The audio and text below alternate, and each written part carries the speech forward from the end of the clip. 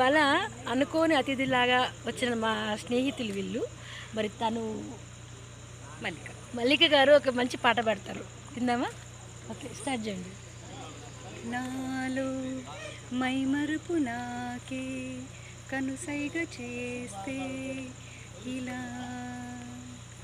ప్రాయం పరదాలు తీసి పరుగందుకుంటే ఎలా నాలో నాకే ఏదో తడబాటే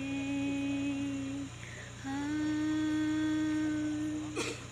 పాత పూల గాలి పాడుతుంటే లాలి కొత్త జన్మలాగా ఎంత చక్కగా ఉందే చెలిమిలాగా మారి